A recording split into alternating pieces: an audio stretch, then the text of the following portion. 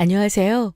저는 예쁜 아내와 눈에 넣어도 아프지 않을 소중한 딸을 키우고 있는 35살 남성입니다. 얼마 전 제 친구와 함께 술자리를 가지다가 문득 옛 연인이 떠올랐습니다. 지금의 아내에게는 미처 자세한 이야기까지는 하지 않았지만 저는 사실 예전에 결혼까지 할 뻔한 여자친구가 있었습니다.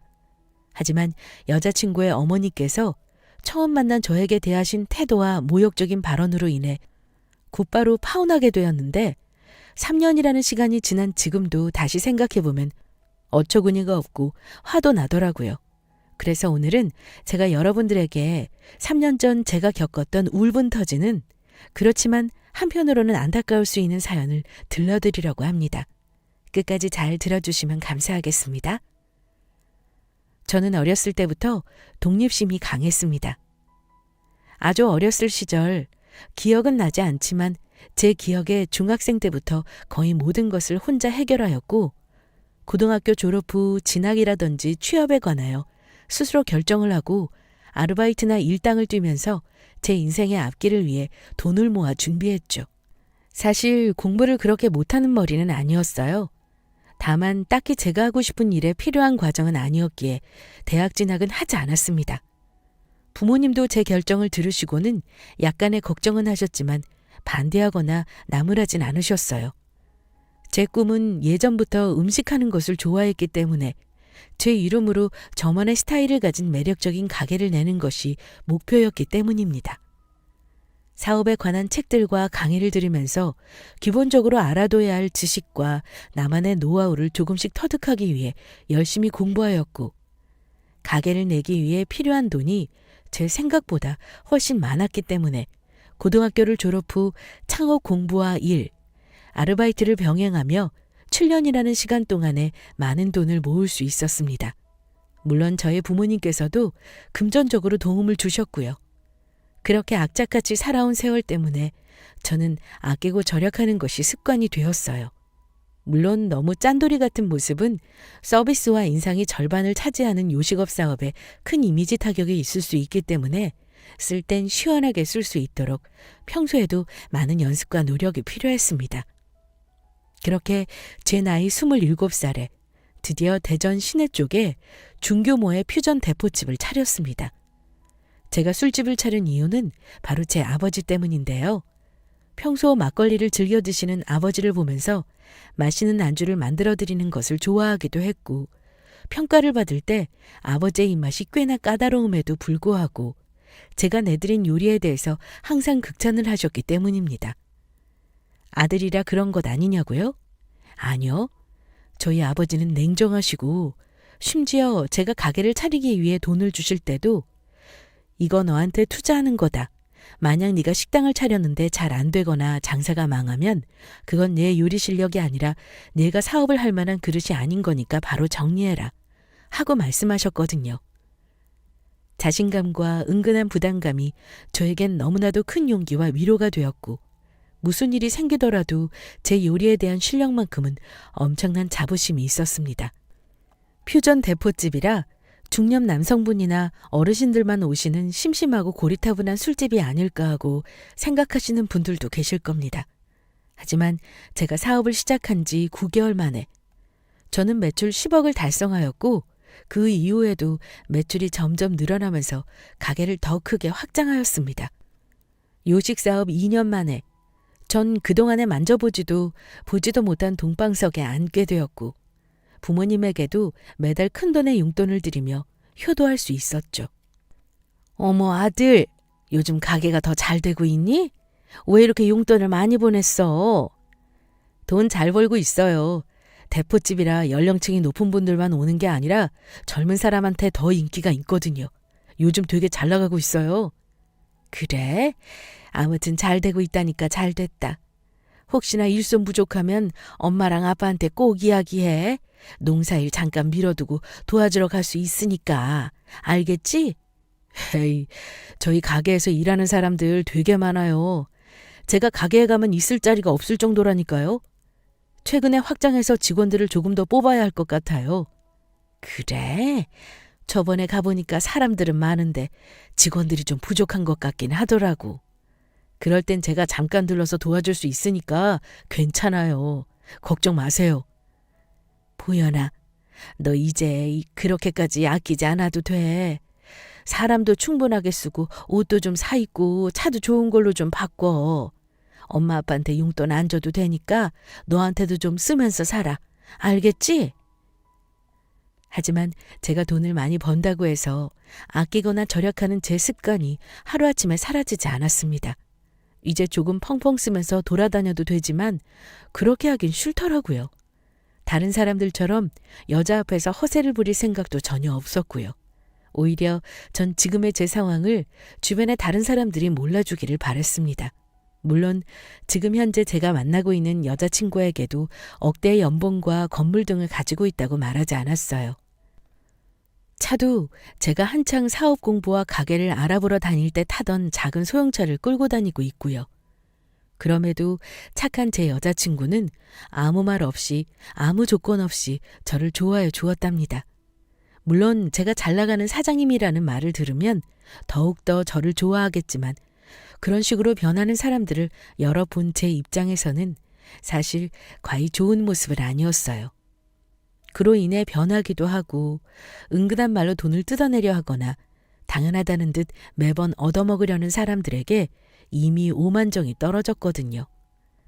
그래서 현재 만나고 있는 제 여자친구만큼은 지금처럼 변함없이 저를 딱 이 정도로만 좋아해줘도 전혀 문제가 없을 만큼 제게 큰 사랑을 주고 있었기 때문에 상당히 만족스러웠습니다. 저희는 2년 정도 연애를 했는데 사실 그동안 비싼 선물이나 호화로운 여행은 일부러 해주지 않았어요. 제가 너무 못됐다거나 이기적이라고 생각하실 수도 있으시겠지만 저는 이 사람과 결혼한 후 전혀 불안감 없이 오롯이 기쁜 마음으로만 모든 것을 해주고 싶었거든요. 지금의 여자친구를 만나기 전에 많은 여자들이 저에게 접근해 왔어요. 물론 처음엔 몰랐지만 한 달, 두 달이 지나면 꼭 제가 타고 다니는 차, 입고 다니는 옷, 시계를 보면서 못마땅해 했거든요. 오빠, 이 차 바꿔도 되지 않아? 오빠 이제 잘 나가고 하면 그만큼 쓸 줄도 알아야지. 왜 이렇게 예전 습관 못 버리고 궁상맞게 그러냐고. 아직 이 차 탈만해. 그리고 이 옷도 얼마 입지도 않았는데 아깝잖아. 최대한 입고 버려야지. 솔직히 요즘 오빠랑 같이 돌아다니는 거 창피해. 내 친구들한테 오빠 사업 크게 한다고 말했는데 막상 만나보니 오빠 사업하는 거 다 거짓말이냐고. 나한테 창피 준 거 다 잊었어? 그건 내 잘못이 아니잖아. 우리가 거짓말한 것도 아니고 그저 겉모습 때문에 사람 판단하려고 하는 네 친구들이 이상한 거 아니야? 그리고 너도 나 검소한 모습 때문에 매력 느꼈다면서 요즘 계속 내 외모 트집 잡고 있잖아. 오빠, 우리가 만난 지 이제 2달이 다 되어가는데 솔직히 나한테 명품도 하나 안 사주고 호텔 한번 데려가 준 적 없잖아. 내가 여기서 얼마나 더 기다려야 해? 너 내가 돈 많아서 만나는 거 아니라며. 그냥 내가 좋아서 만나는 거라며. 그게 아니었던 거야? 뭔 갑자기 명품 타령이냐 넌. 그래. 나도 오빠가 이렇게까지 짠돌이인 줄 알았으면 만나지도 않았어. 나도 지친다. 계속 이런 식일 거면 우리 헤어지자 오빠. 지금 너 하는 말 요약하면 선물 비싼 거 안 사주고 너 호강 못 시켜줄 거면 헤어지자는 말로 들리는데 내가 제대로 이해한 거 맞아? 그래, 그렇다고 하자. 나 호강 못 시켜줄 거면 헤어지자. 됐어? 혹시나 나중에 또 다른 여자 만날 수도 있지만 그때 이런 식으로 꼬질꼬질하게 인색하지 마. 그건 검소한 게 아니니까. 늘 이런 식으로 제 옆을 지나간 몇 명의 여자들과는 달리 지금의 여자친구는 정말 착하고 순수했습니다. 작은 선물에도 감동을 받아 눈물을 흘리고 소박한 음식도 감사하는 마음으로 먹으며 소형차를 타면서도 드라이브를 즐길 줄 아는 예쁘고 착한 사람이었어요. 저는 그런 여자친구를 온 마음 다해 사랑했고 이 여자랑 결혼을 해야 제가 더 잘 살 것 같았습니다. 그래서 만난 지 2주년 되던 해에 여자친구에게 프로포즈를 했죠. 혜주야, 우리 만난 지 벌써 2주년이 되었어. 그동안에 내가 해준 게 별로 없었는데 불평도 안 하고 늘 변함없이 날 사랑해줘서 정말 고마워. 나랑 결혼해 줄래? 오빠, 아니야. 난 오빠가 항상 자기 일에 열심이고 또 그런 와중에 날 생각해줘서 얼마나 고마웠는지 몰라. 비싼 선물은 아니더라도 정성과 마음이 느껴져서 난 그게 명품보다 더 좋은걸? 프로포즈 해줘서 고마워. 사랑해. 내가 결혼하게 되면 정말 행복하게 해줄게. 너 원하는 건 다 들어주고 해외여행도 보내주고 그동안 사주지 못한 명품도 다 사줄게. 오빠만 믿어. 알겠지? 갑자기 뭐야. 어디서 로또라도 맞았어? 왜 안 부리던 허세를 부리실까? 우리 정보연 씨? 허세일지 아닐지는 결혼해보면 알 거야. 나 이래 보여도 은근히 능력 있는 남자라고. 정말? 그럼 결혼하면 일도 그만두고 펑펑 놀아도 돼? 그럼. 일하지 말고 만날 어디 놀려 다녀도 돼. 맛있는 것도 잔뜩 먹고. 알았지? 약속했다. 우리 엄마한테 말하면 엄청 좋아하시겠네. 아참, 그럼 우리 양가 부모님께는 언제 인사드리러 갈까? 오빠 시간 나면 평일에 월차 내고 다녀오자. 그래, 그러자. 다음 주 어때? 혜주 너희 부모님께 먼저 인사드리러 가자. 연락해보고 시간 괜찮으실 때 인사드리러 가겠다고 말씀드려줘. 알겠어, 오빠. 내가 오늘 집에 가서 바로 물어볼게. 분명히 좋아하실 거야. 너무 긴장하지 마. 그렇게 여자친구와 결혼을 약속하고 서로 반지도 나눠 끼웠습니다. 부모님께는 아직 허락을 받기 전이었지만 저희는 프로포즈 그 이후 거의 부부처럼 붙어 다니며 조금씩 결혼 준비를 이행했죠. 여자친구가 결혼식 날 입고 싶은 드레스와 신혼여행을 가고 싶은 곳을 고르고 양가 부모님께서 결혼식 날 입으실 환복도 미리 찜해뒀어요. 그땐 이 결혼이 반드시 이루어질 거라고 믿어 의심치 않았어요. 혹시나 하는 생각도 들지 않을 정도로 확신에 차 있었습니다.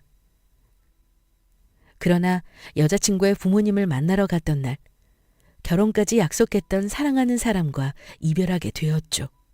엄마, 그냥 집에 있지 왜 나와 있어요? 우리가 그렇게 보고 싶었어? 그냥. 마중 나왔지. 혜주 남자친구죠? 어서 와요. 오느라 고생이 많았어요. 안녕하세요. 처음 뵙겠습니다. 혜주 남자친구 정보연이라고 합니다. 그래요. 잘 왔어요. 우선은 들어가서 이야기해요. 왠지 모르게 처음 저를 본 예비 장모님의 표정은 어딘가 어색하고 복잡해 보이셨어요. 저는 그냥 낯을 가려서 어색해 하시나 보다 싶었죠. 집으로 들어와 간단하게 차 한잔하면서 본론으로 들어가 대화를 시작했습니다. 우리 혜주랑 만난 지 2년 정도 되었다고 들었어요. 맞나요? 예, 그렇습니다. 그래서 혜주랑 결혼하고 싶어서 허락받으러 왔습니다. 그리고 말씀 편하게 낮추세요, 장모님. 그래, 내가 나이도 있으니까 말은 놓을게. 그런데 장모님이라는 말은 좀 빠른 감이 있는 게 아닐까 싶은데? 네, 죄송합니다. 제가 너무 성급하게 부담스러우셨죠? 죄송합니다. 궁금하신 거 편하게 말씀하세요.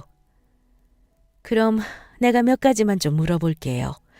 기분 나쁘게 듣진 말고 딸 가진 부모라면 다 이러는 거니까 좀 이해해줘요. 엄마, 왜 이렇게 사람 불편하게 해? 전화로는 아무나 상관없다더니 왜 그러는 건데? 혜주야, 가만히 있어. 어머니도 궁금하신 게 당연히 있으시니까 그러지. 난 괜찮아. 자네 부모님은 뭐 하시나? 두 분 다 건강히 살아 계시나? 예? 네. 두 분 다 건강하시고 시골에서 작은 농사 짓고 계십니다. 형제는 없고요. 그럼 자네 대학은 혹시 어디 나왔나? 서울? 아니면 혹시 지방대? 아닙니다. 대학은 나오지 않았습니다. 고등학교 졸업 후에 바로 일 시작했습니다. 뭐? 아니, 요즘 시대에 대학도 안 나와서 할 수 있는 일이 얼마나 된다고. 서울로 갈 실력이 아니면 지방으로라도 다녔어야지. 대체 지금까지 그 나이 먹도록 뭐하고 돌아다닌 건가? 자네 백수야? 아닙니다, 어머니. 저 직장 다니고 있습니다. 혜주한테도 말은 못했지만 사실 아우 듣기 싫어. 자네 타고 다니는 차만 봐도 딱 사이즈 나오더만 뭐. 어디 그런 고물차를 우리 귀한 딸을 태우고 다닐 생각을 해? 사람들 보기에 창피하지도 않나? 우리 딸 주변 눈치는 전혀 생각도 안 하고? 엄마, 무슨 말을 그렇게 해? 내가 좋아서 오빠 만나고 있는 건데 왜 엄마가 난리야? 차가 좀 낡으면 어때? 난 아무 상관없어.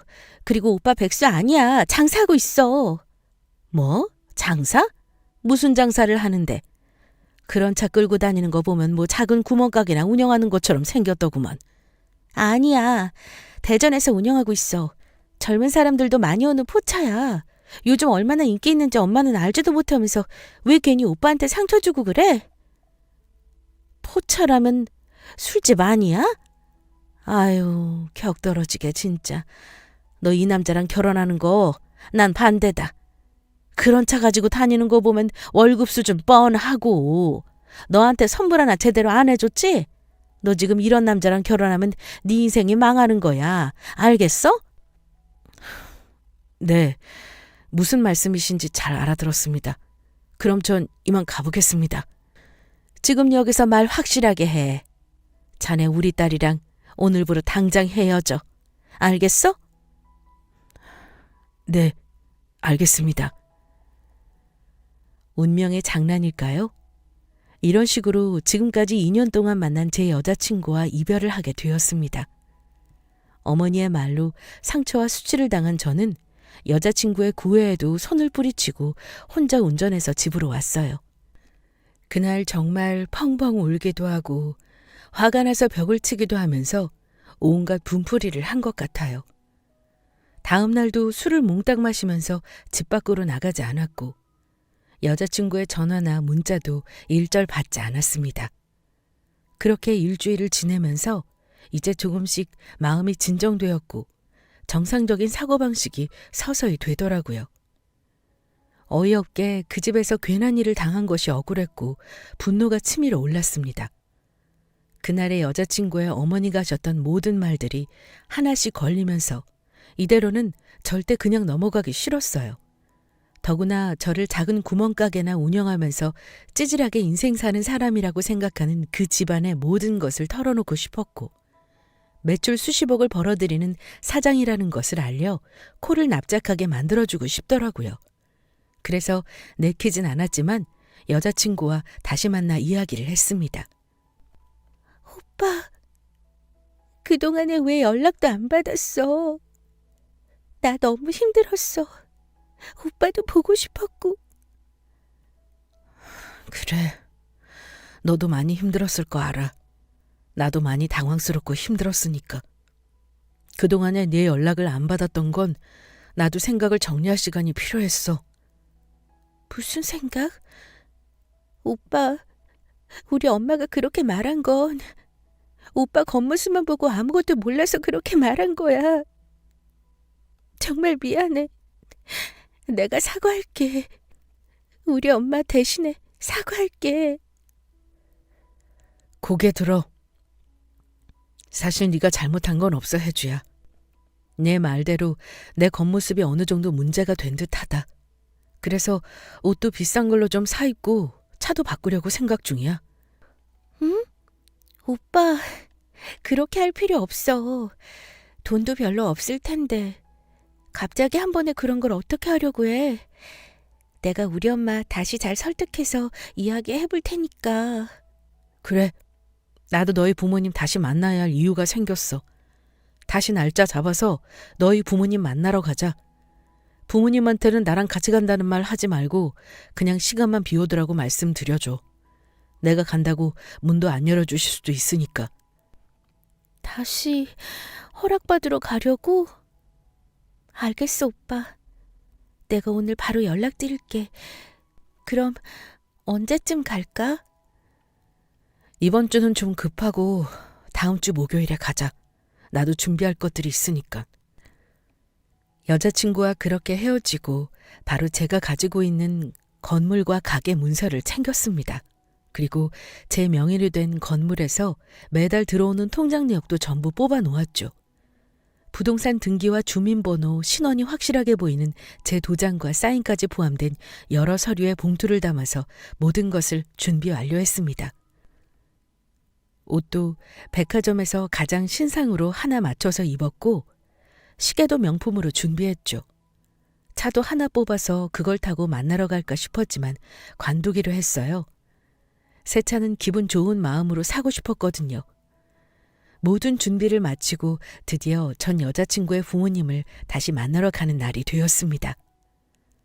오빠, 오늘 정말 제대로 허락받으러 가려고 준비한 거야? 너무 멋있다. 정장도 잘 어울리고 시계도 비싸 보이는데? 이렇게 무리해도 괜찮은 거야, 오빠? 너랑은 조금 다른 의미지만 너희 부모님 때문에 이렇게 힘주고 온 건 맞아. 네가 잘 어울린다고 말하니까 다행이네. 다른 의미? 그게 무슨 말이야? 가보면 알아. 다 왔다. 내리자. 지금까지 살아오면서 가장 기분 더러웠던 순간을 만들어준 여자친구의 집에 발을 들이는 순간, 감정의 컨트롤이 안 되면 어쩌나 걱정이 되더라고요.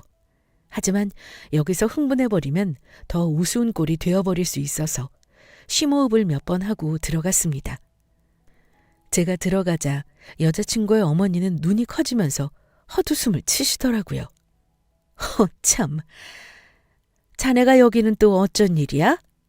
혜주, 너 이러려고 시간 비워놓으라고 했어? 엄마, 그렇게 몰아붙이지 말고 오빠 이야기 좀 다시 들어줘. 오늘 엄마 다시 만나러 오겠다고 옷도 멋있게 입고 왔잖아. 응? 안녕하세요. 잘 지내셨어요? 드리고 싶은 말이 있어서 왔습니다. 그땐 미처 말을 못해서요. 무슨 말을 더 해? 그렇게 차려입고 오면 내 마음이 변할 것 같나? 얼굴 보기 싫으니 당장 나가! 일단 앉아서 말씀드릴게요. 어머니 걱정하시는 일은 안 합니다. 저 혜주랑 헤어질 거고 결혼은 더더욱 안 할 겁니다. 오늘 제가 여기 온 이유는 이거 보여드리려고 온 거예요. 뭐? 이게 뭔데? 무슨 서류를 이렇게나 많이... 여자친구의 어머니는 제가 소유하고 있는 건물과 그로 인해 통장에 매달 들어오는 돈, 제가 운영하고 있는 가게의 매출, 통장 내역의 서류와 저를 번갈아 보면서 믿을 수 없다는 표정을 하시더군요. 그러면서 옆에 함께했던 여자친구도 보고 놀라서 입을 막더라고요. 보셨죠? 이게 지금 제가 가진 능력이고 백수가 아닌 사장이라는 증거입니다. 이거 위조한 거 아닌가? 그런 게 아니면 어떻게 이렇게 많은 돈을... 제 인감이랑 사인 보셨잖아요. 그래도 못 믿으시겠으면 여기로 전화해서 물어보셔도 됩니다. 제 신원 주민등록 번호도 그대로 기재되어 있고요. 오빠, 왜 그동안 나한테 아무 말도 안 했어? 왜 숨겼냐고? 미안해, 혜주야. 사정이 있어서 그런 건데 이렇게 알려주게 될 줄은 나도 생각 못했어. 진작에 알았으면 그날 그렇게 상처를 받을 일도 없었을 거 아니야. 너한테는 미안하게 생각한다.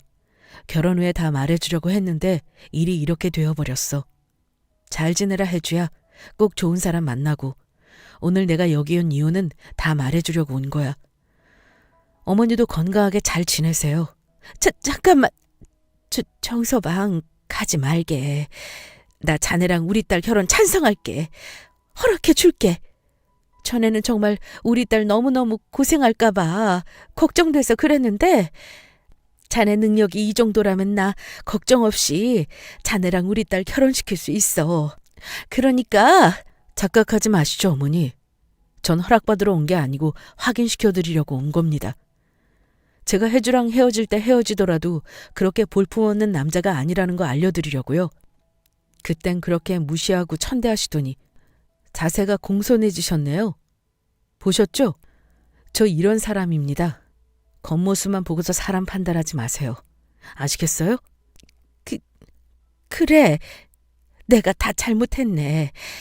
기분 풀어주게, 정서방.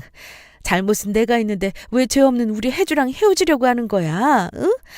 결혼하면 우리 집에 안 와도 좋으니까 다시 한번 생각해주면 안 되겠나? 응?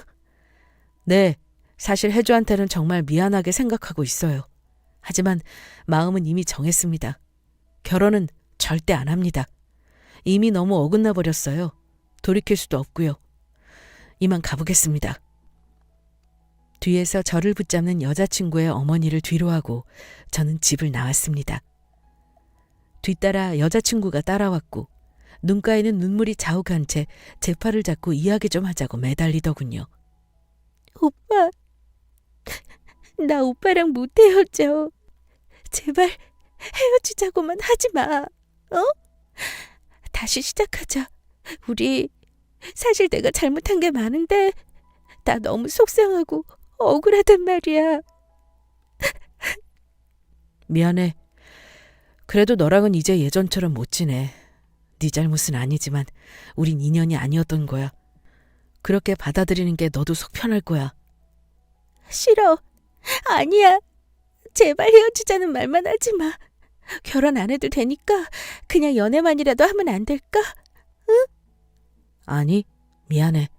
난 이미 너에 대한 마음이 예전처럼 좋지 않아. 그리고 이거 받아. 오해하지 말고 받아줘. 연애할 때 너한테 사주고 싶었던 선물이야.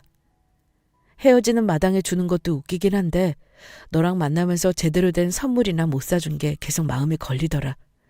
이제 이건 네 거니까 가지던지 버리던지 알아서 해. 잘 지내라. 간다. 큰 쇼핑백을 손에 쥐어주고는 전 혼자 차를 타고 가버렸어요. 열어봤을지 버렸을지 모르겠지만 그 후로는 연락도 아예 하지 않고 전화가 와도 받지 않았습니다. 가끔 저희 집에 찾아와 초인종을 눌렀지만 그때마다 없는 척을 했어요. 가게에 찾아오게 되면 숨어서 마주치지 않게 피해 다니기도 했죠.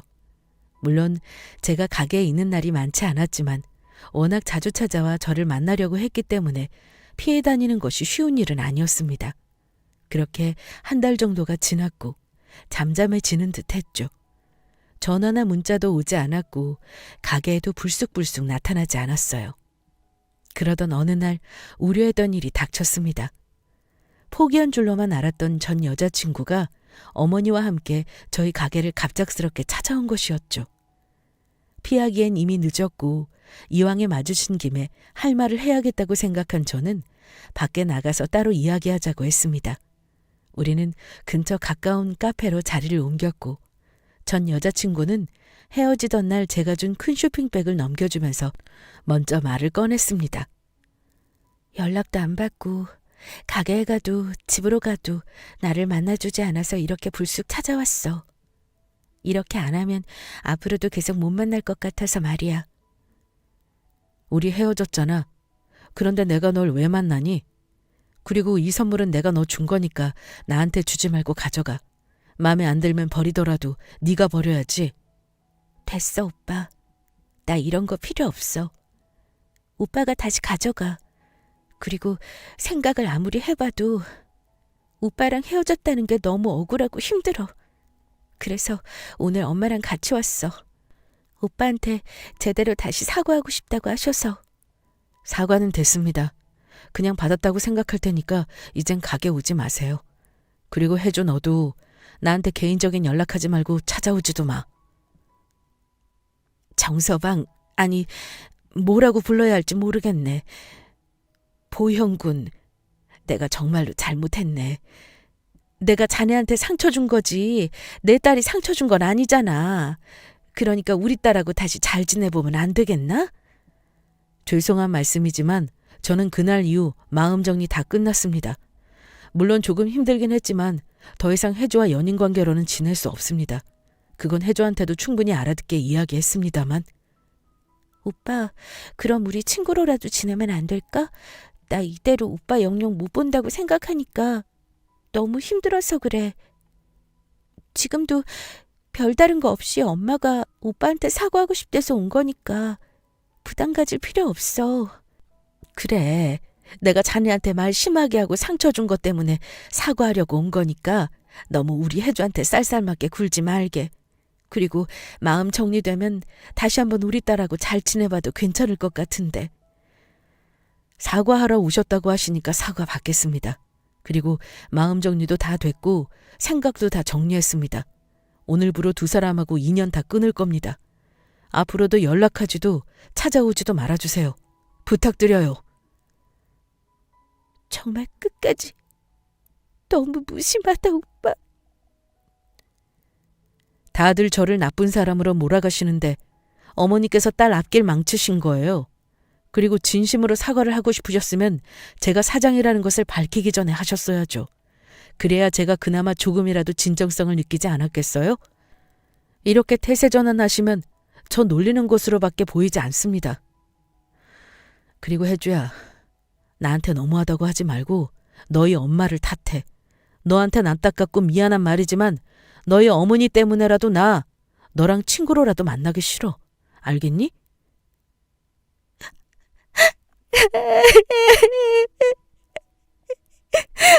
엄마, 나 이제 어떡하냐고. 엄마가 책임져. 내가 죽일년이다. 내가 죽일년이야. 아유, 미안하다, 우리 딸. 내가 너를 망쳤다. 아이고. 그렇게 고개를 숙이며 펑펑 우는 전 여자친구와 어머니를 뒤로 한 채 저는 카페를 나왔어요. 그 후로 완전히 이 두 사람을 끊어낼 수 있었지만 이후로도 전 여자친구의 어머니에게서는 저한테 몇 번의 전화와 문자를 하셨어요. 물론 전화는 받지 않았지만 궁금한 마음에 문자는 확인했죠. 거의 대부분의 문자는 이런 내용이었습니다.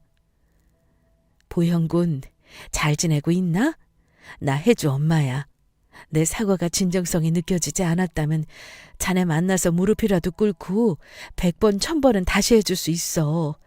제발 우리 혜주 좀 만나주게. 밥도 안 먹고 요즘엔 아파서 회사도 잘 못 나가고 있어. 이 못난 엄마를 만나서 생긴 일이니까 한 번만 사람 살리는 셈 치고 도와주게. 연락 기다리겠네. 안타깝게 헤어진 전 여자친구를 생각하면 저 역시 마음이 편치만은 않습니다. 물론 가끔은 보고 싶기도 했고요. 그렇지만 어떤 이유에서건 다시 혜주를 만날 수는 없었어요. 저는 제 복잡하고 답답한 마음을 빨리 잊기 위해 더 일을 열심히 했습니다. 정신없이 일만 하면서 살다 보니 1년이라는 시간이 흘렀고 제 가게와 매출은 더욱 성장하여 수원이라는 지역에서 프랜차이즈를 낼 수 있게 되었어요. 저는 거기서 새로운 인연을 만나게 되었습니다.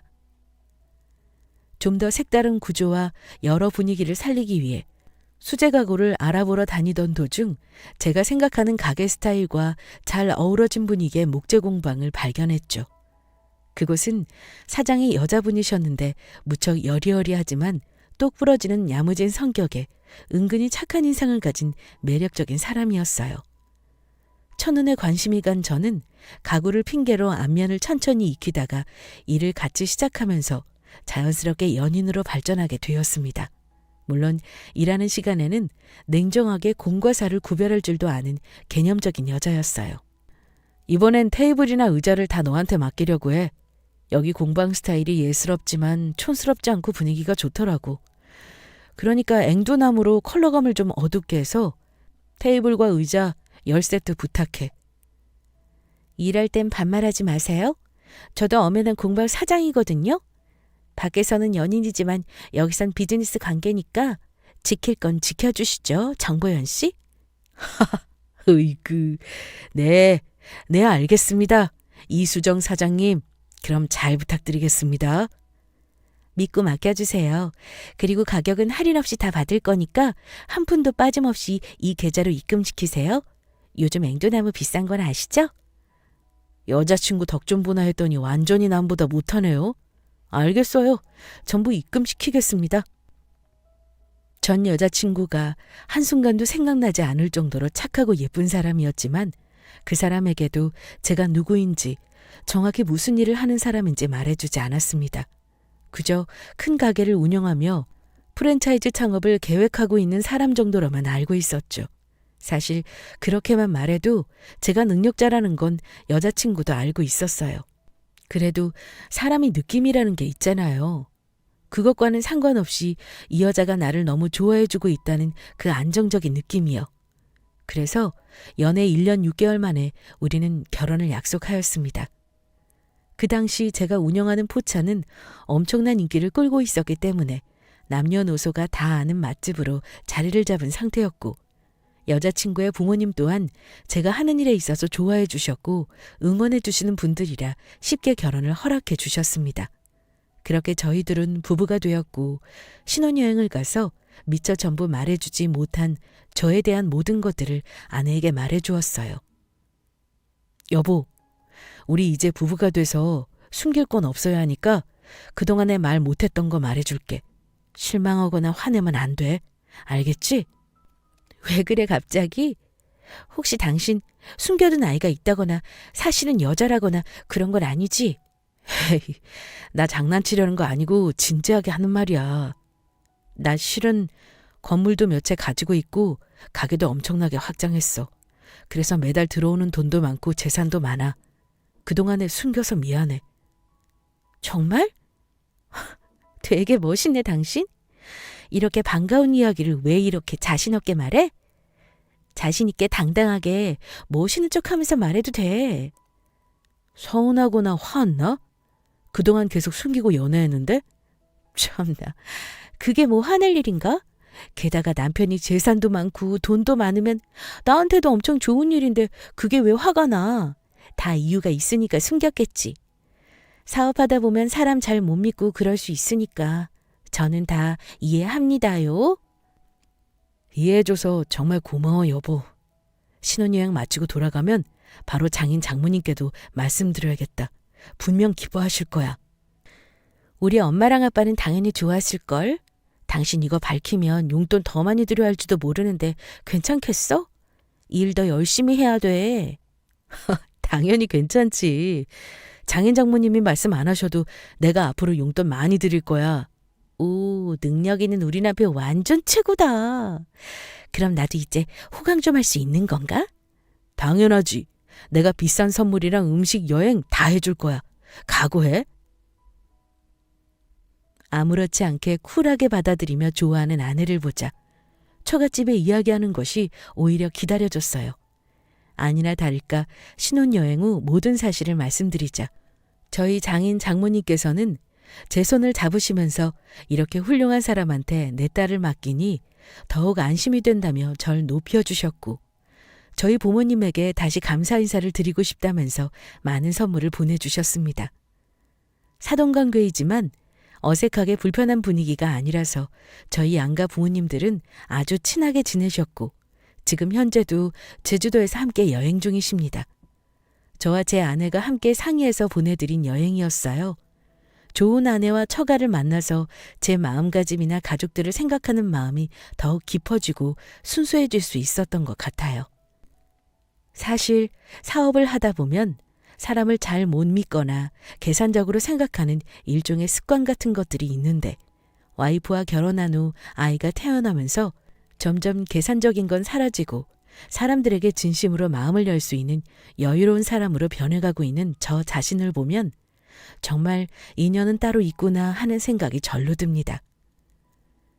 돈은 모든 것을 해결하며 어렵지 않게 살아갈 수 있어서가 아니라 정말로 좋은 사람과의 관계가 사람을 바꿔놓을 수 있다는 것을 저는 온몸으로 느낄 수 있었어요. 제 와이프가 그 대표적인 사람이었고요. 오늘 문득 예전 일을 생각하면서 글을 적다 보니 지금의 아내와 처갓집에 더 고맙고 감사한 마음이 듭니다. 사랑하는 아내와 눈에 넣어도 아프지 않을 제 딸과 함께 보내는 지금의 시간을 소중하게 생각하고 알차게 보낼 수 있는 건 지금까지 제가 열심히 살아온 삶에 대한 보답이 아닐까 하고 생각하게 됩니다. 물론 중간중간 어렵고 힘든 시간이 꽤 많았지만 35 제 인생에 있어서는 그 어려웠던 시간까지도 모든 것이 완벽했다고 여러분들에게 자신 있게 말씀드리고 싶어요. 제 사연은 여기까지입니다. 끝까지 들어주셔서 정말 감사합니다.